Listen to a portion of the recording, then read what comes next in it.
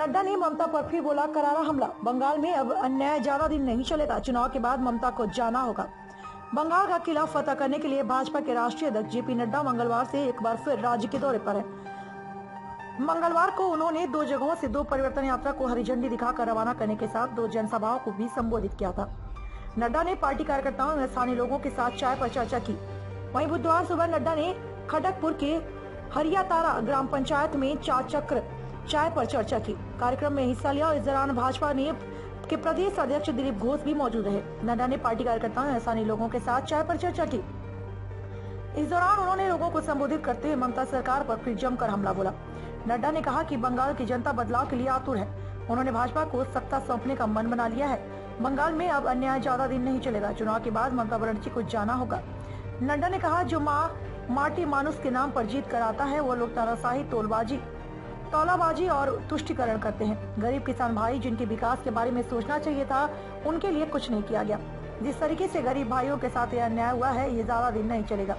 आगे चुनाव आएगा, ममता जी को जाना होगा। बंगाल के खड़गपुर में भाजपा के राष्ट्रीय अध्यक्ष नड्डा भाजपा अध्यक्ष ने दावा किया कि मई में चुनाव के बाद बंगाल में भाजपा की सरकार बनने जा रही है और बंगाल भी भाजपा शासित अन्य राज्यों की तरह विकास के नए रास्ते की ओर अग्रसर होगा। उन्होंने कहा कि 10 वर्षों के शासन में तृणमूल ने राज्य को बर्बादी की कगार पर लाकर खड़ा कर दिया। यहाँ की संस्कृति को भी नष्ट कर दिया। राज्य में सिर्फ भ्रष्टाचार, परिवारवाद, तानाशाही, तौलाबाजी व तुष्टिकरण का बोलबाला है। बंगाल के खड़गपुर में भाजपा के राष्ट्रीय अध्यक्ष नड्डा भाजपा अध्यक्ष ने दावा किया कि मई में चुनाव के बाद बंगाल में भाजपा की सरकार बनने जा रही है और बंगाल भी भाजपा शासित अन्य राज्यों की तरह विकास के नए रास्ते की ओर अग्रसर होगा। उन्होंने कहा कि 10 वर्षों के शासन में तृणमूल ने राज्य को बर्बादी की कगार पर लाकर खड़ा कर दिया। यहाँ की संस्कृति को भी नष्ट कर दिया। राज्य में सिर्फ भ्रष्टाचार, परिवारवाद, तानाशाही, तौलाबाजी व तुष्टिकरण का बोलबाला है। शमराबाद, जय चौधरी, पश्चिम बंगाल।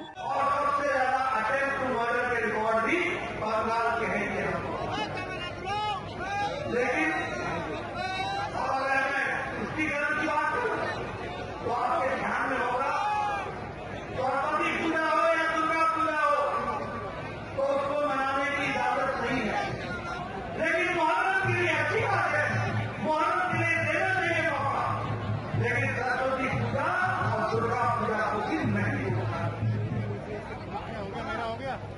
राम जन्मभूमि का शिलान्यास प्रधानमंत्री मोदी अयोध्या में शिलान्यास करोगे, उस दिन यहाँ पर कर्फ्यू लगा दिया गया और उससे 5 दिन पहले मुहर्रम था, उस दिन इजाजत दे दी गई।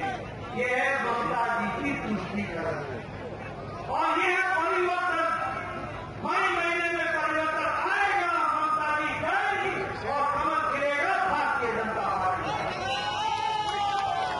और जब मैं तुष्टिकरण की बात बोलता हूं और तानाशाही की बात करता हूं और तौलाबाजी की बात करता हूं, जब मैं संस्कारों की बात करता हूं, यहां सुरेंद्र पिताजी बैठे,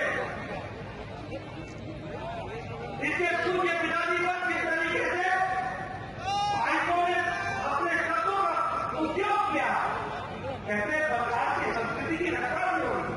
अरे बंगाल की संस्कृति को तुम्हारा भाई को ही डुबा रहा है, उसको ही समझ नहीं है कि किसने किस तरीके की बात की।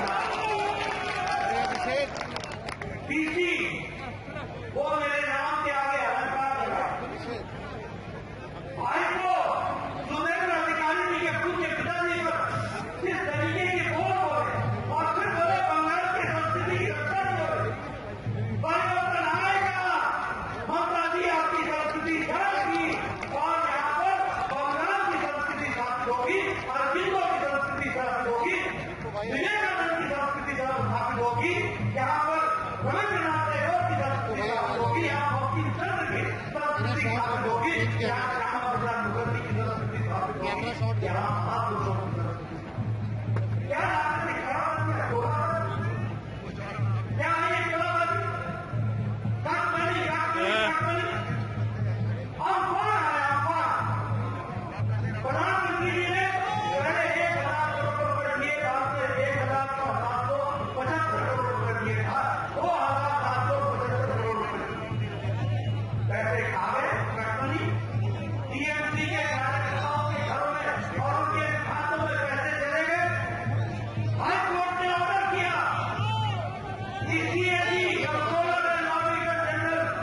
जिसकी इंक्वायरी करे।